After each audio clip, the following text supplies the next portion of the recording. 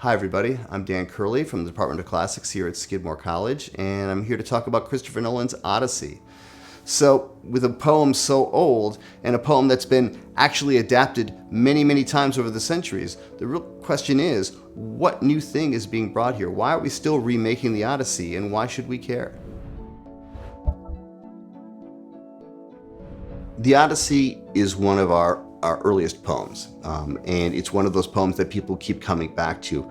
So this is not only a film that pays homage to Homer, right, one of the oldest poets in the Western canon. It's also a Christopher Nolan movie. Christopher Nolan famous for blockbusters like the Batman trilogy, Interstellar, Oppenheimer. We're looking forward to this movie as much as it is an adaptation of a classic as it is to a Christopher Nolan event movie. Any adaptation of an ancient text is going to reflect the times in which it is made. So when we think about things like 1950s adaptations of Homer, there was a movie called Helen of Troy, in which Rosanna Podestà, an Italian film star, played Helen. It's interesting to see how they changed her look for Hollywood. They bleached her up, they made her blonde, they took out some of her eyebrows, they softened her demeanor. And this was all about the way that conventions of feminine beauty, especially as filtered through Hollywood, were brought to the screen. There are these sort of preconceived notions of what these characters ought to look like, especially if we are thinking about Greeks and the so-called Western tradition and how these constructs have been filtered through a kind of whiteness. In Christopher Nolan's Odyssey, he's cast Lupita Nyong'o as Helen. It's one of these casting decisions that has created a stir because having a black Helen is not necessarily what people think of when they think of Helen of Troy. Just like having a black Achilles, as we had in the Netflix series Troy Fall of a City, wasn't necessarily what people think of when they think of Achilles. So we've been working strongly against this for decades now, this reputation.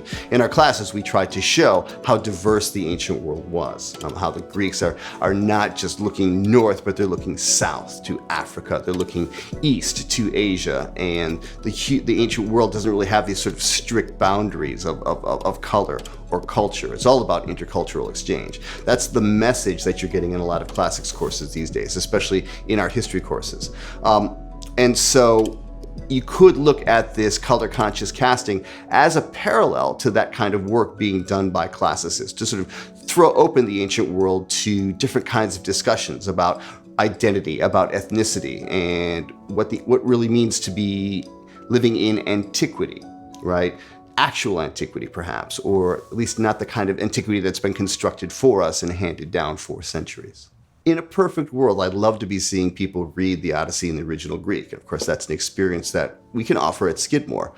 But the truth is, most students come into my classroom or the classrooms of my colleagues having experienced the classics through the lens of popular culture, whether it's through something like the Percy Jackson series, whether it's through video games like God of War. They have questions, they want to know more. So they're already sort of classics curious when they get into the classroom. And now then what we can do is we can read the Odyssey either in translation or in the original text and sort of bring them to a point of greater understanding.